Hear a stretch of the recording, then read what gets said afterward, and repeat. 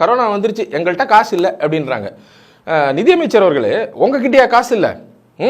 20,000 கோடி வந்து பாராளுமன்ற விஸ்தரிப்புக்கு வந்து இந்த பட்ஜெட்டில் ஒதுக்கியிருக்கீங்களே, எதுக்கு ஒதுக்கிருக்கீங்க? பெரிய பாராளுமன்றம் கட்டி என்ன பண்ண போறீங்க? அதே 543 பேர் தானே உட்கார போறாங்க. உங்களுக்கு என்ன இங்க நாடே வந்து சோத்துக்கு பிச்சை எடுத்துட்டு இருக்கு, மாநிலங்கள்லாம் வருமானத்துக்கு வழி இல்லாம இருக்கு, உங்களுக்கு சொகுசான பார்லிமெண்ட் பில்டிங் கேக்குதா? ஏன் அந்த 20,000 கோடி எக்ஸ்பெண்டிச்சரை தள்ளி போடுங்க. தள்ளி போட்டு 2 வருஷம் 5 வருஷம் ஆகட்டுமே. ஏன் இப்போ இருக்கிற பாராளுமன்ற கட்டிடம் உங்களுக்கு பத்தாதா? இந்த கிராண்ட் விஸ்டா காரிடார் ப்ராஜெக்டை ஸ்டாப் பண்ணுங்களேன், 20,000 கோடி மிச்சமாகுது இல்லை?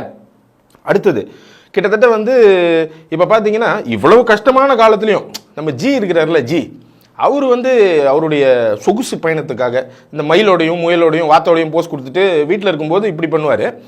மற்றபடி மற்ற நேரங்களில் ஒரு சுற்றுப்பயணம் மேற்கொள்ளணும் இல்லையா?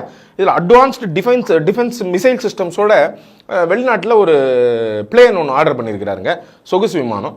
அது பார்த்தீங்கன்னா அதோட விலை 8,458 கோடி. இந்த கஷ்டமான காலத்துலையும் யாராவது போய் சொகுசு விமானம் வாங்கி அதில் பயணிக்கணும்னு அடம் பிடிப்பாங்களா? நம்ம ஜி அடம் பிடிக்கிறாரு.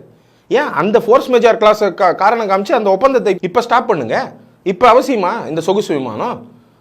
மக்களுக்கு இல்லாத ஒரு ஒரு ஒரு பணம் வந்து என்ன ஆள்றவங்களுக்கு எதுக்கு? உங்கள் கவர்மெண்ட் எக்ஸ்பெண்டிச்சர் எப்படி போகுதுன்னு பாருங்க. அடுத்தது பார்த்தீங்கன்னா டிவிடெண்ட் டிஸ்ட்ரிபியூஷன் டேக்ஸ். அதாவது இந்த மத்திய பட்ஜெட்டில் நீங்கள் என்ன பண்ணியிருக்கிறீங்க அப்படின்னு சொன்னால், கிட்டத்தட்ட வந்து டிவிடெண்ட் டிஸ்ட்ரிபியூஷன் டேக்ஸ்னு சொல்லக்கூடிய அந்த கார்பரேட்டுகள் டிவிடெண்ட் பே பண்ணும்போது, ஈவுத்தொகை பே பண்ணும்போது, அந்த கார்பரேட்டுகள் அந்த டிவிடெண்ட் எவ்வளோ பே பண்ணுறாங்களோ அதில் ஒரு பர்டிகுலர் சதவீத வரியை மத்திய அரசுக்கு டிவிடெண்ட் டிஸ்ட்ரிபியூஷன் டேக்ஸாக கட்டணும். கார்பரேட்டுகளை குசிப்படுத்துறதுக்கு இவங்க என்ன பண்ணாங்க, அந்த வரியே தூக்கிட்டாங்க இந்த 2020-2021 பட்ஜெட்டில். எதுக்கு அந்த வரியை தூக்கினீங்க? மக்கள்கிட்ட காசு இல்லைன்னு தெரியுது, கார்பரேட்டுக்கு நீங்கள் வந்து திரும்ப திரும்ப சலுகைகள் கொடுத்து என்ன கிழிக்க போறீங்க? மக்கள்கிட்ட காசு இருந்தால் தானே கார்பரேட் விற்கிற சாமான போய் மக்கள் வாங்குவான். அடிப்படை பொருளாதார அறிவு. மக்கள்கிட்ட காசு இல்லாத போது நீங்கள் மக்கள்கிட்ட காசை கொடுக்கணுமா, திருப்பி கொண்டு போய் கார்பரேட் கிட்ட கொடுத்துவீங்களா? அந்த டிவிடெண்ட் டிஸ்ட்ரிபியூஷன் டாக்ஸை ரிப்பீல் பண்ணுங்க. ஏன் அதை ரிப்பீல் பண்ணுறதுல உங்களுக்கு என்ன கஷ்டம்? அதை பண்ணிங்கனாலே வந்து போகுதுல்ல உங்களுக்கு. கிட்டத்தட்ட இப்போ நான் சொன்னதுவே ஒரு 20,000 கோடி ப்ளஸ் ஒரு 8,458 கோடி ப்ளஸ் ஒரு 26,000 கோடி, 46 ப்ளஸ் 8,458 போட்டிங்கன்னா கிட்டத்தட்ட 54,058 கோடி கிட்டத்தட்ட வந்துடுது உங்களுக்கு. அதையே வந்து நீங்கள் இப்போ யூஸ் பண்ணக்கூடாது. அதை தவிர பிஎம் கேரில் வர ஒரு கொத்தா வந்து உட்காந்துருக்கு ஒரு நிதி. அது அலிபாபா குகை புதையல் மாதிரி எவ்வளோ வந்துச்சு, என்ன செலவு பண்ணாங்க, ஒன்றுமே தெரியாது. ஆனால் மாநிலங்கள் கேட்டால் எங்கள்கிட்ட காசு இல்லை, மாநிலங்கள் தன்னோட வரி பங்கை கேட்டால் எங்கள்கிட்ட காசு இல்லை கொடுக்கறதுக்கு, நீங்கள் வேணால் ஆர்பிஐயில் கடன் வாங்கிக்கோங்க. அது எப்படிங்க? எங்கள் மாநிலங்கள்டேருந்து நீங்கள் வந்து வரியெல்லாம் பிடுங்கி வச்சுப்பீங்க, அவங்களுடைய ஷேரை திருப்பி கொடுன்னு சொல்லும்போது காசு இல்லாமீங்க. என்ன பண்ணுறீங்க அந்த காசை? இது கூட இல்லைங்க, 2 வாரம் 3 வாரம் முன்னாடி ரிசர்வ் பேங்க்லேருந்து டிவிடெண்ட் அமௌண்ட் வந்திருக்கு. வருஷம் டிவிடெண்ட் வாங்கிப்பாங்க இவங்க. டிவிடெண்ட் என்னன்னா, ரிசர்வ் பேங்க் தன்னுடைய லாபத்திலேருந்து ஒரு பங்கை மத்திய அரசுக்கு கொடுக்கும். 50,000 கோடி இவங்க இந்த டிவிடெண்ட் அமௌண்ட்டையும் சேர்த்து பிடிங்கிருக்காங்க. அதையும் பிடிங்கி கையில் வச்சுட்டு இருக்காங்க. அந்த டிவிடெண்ட் அமௌண்ட் என்ன பண்ணீங்க? கொரோனாக்கு என்ன செலவு பண்ணீங்க? மாநிலங்களுக்கு என்ன கொடுத்தீங்க? இன்னும் 58 கோடிக்கு உங்களுக்கு கணக்கு சொன்னேன். இந்த ஒரு 50,000 சேர்த்துங்க, 1,04,058 கோடி கிட்டத்தட்ட நீங்க மாநிலங்களுக்கு கொடுக்க வேண்டிய தொகை 1.5 லட்சம் கோடி பக்கம் வருது. இந்த ப்ரையாரிட்டைஸ் பண்ண தெரியாதா உங்களுக்கு? எந்த செலவை முதல்ல செய்யணும், எந்த செலவு பின்னாடி செய்யணுங்கிற அந்த ப்ரையாரிட்டைசேஷன் சொல்லி கொடுக்குற அளவு கூடவா மத்திய நிதி அமைச்சகத்தில் பியூரோக்ராட்ஸும் திங்க் பண்றவங்க கூடவா இல்ல? பூரா பயல்களும் சங்கிகளா உட்காந்து வச்சிங்கன்னா எங்க இருந்து யோசிப்பாங்க? இப்படிதான் யோசிப்பாங்க.